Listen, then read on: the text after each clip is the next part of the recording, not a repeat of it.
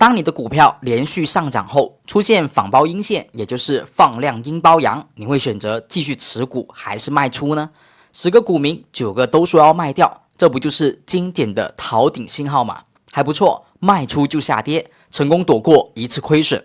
再看这里，股价涨着涨着又出现了放量的阴包阳，一根阴线几乎跌去前期1周的上涨，比起之前的下跌还要凶悍，还是赶快溜吧。但你会发现，这一次卖出一卖就是地板价，卖出就起飞了，这到底是哪出了问题呢？如果你也曾经被所谓的下跌信号所欺骗，卖在了行情启动点，那么建议你先看完本期视频，一定会有所收获。阿哲在今天的视频中会教会你看懂市场的下跌，大资金究竟是在洗盘还是在出货。如果是出货，必须立刻离场；如果是洗盘，那么你就要及时买入，往往后续还有加速上涨。课程开始前，记得点赞并订阅阿哲频道哦。其实不是 K 线图不管用了，而是主力骗线太过狡猾。仿包阴线是一种特别好用的逃顶信号，它由一根阳线和一根阴线构成，阴线的收盘价小于阳线的最低价。如果阴线是放量下跌，效果会更好。在大幅上涨后或者加速上涨后出现这种量价配合，就代表当前的行情极其容易见顶下跌，每一个股民看到了都不能掉以轻心。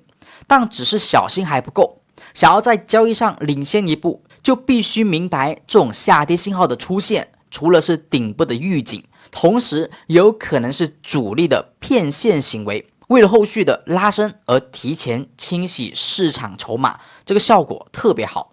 你看这一天的阴线下跌是放量下跌，同时还吞没了前期4天的价格，正常来说应该看空的，但结果市场却是行情的加速启动点，这就是一次很典型的主力骗线行为。这种现象也被称作该跌不跌。那么作为散户，有没有办法识别究竟是出货还是洗盘？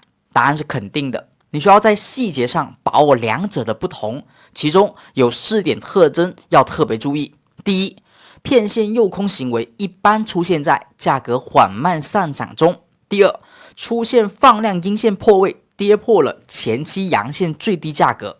第三，识别是洗盘还是出货的关键，就是第2天K 线的收盘价需要收盘在阴线1/2以上，这叫做主力的折回 K 线，暴露大资金的真正意图。严格标准是1天内必须收盘收回，宽松一些，时间可以放宽到3天内。最后一点，前期必定不能有太大涨幅，否则大概率是出货行情。这4点分辨清楚，就能一定程度上识破主力的骗线意图了。看到这个图表，前期行情低位出现2次下跌的预警信号，但后续发现 A 和 B 都是主力诱空，真相反而是折回 K 线的买入机会。那么在上涨一段时间后，出现了 C 和 D 这2次的阴线破位，也同时出现了折回 K 线的买点。请问 C 和 D 这2个买点可以作为主力骗线的买入机会吗？评论区可以告诉我你的答案。回到最初这张图表，再次遇到这种选择，你就会明白如何应对。其实遇到这种看跌的 K 线组合，如果你手中有筹码，阿哲的建议是依旧要立刻离场，观望后续的走势。如果3天内出现折回 K 线，我们就重新入场做多，不被主力骗线，反之则能够成功规避一次亏损。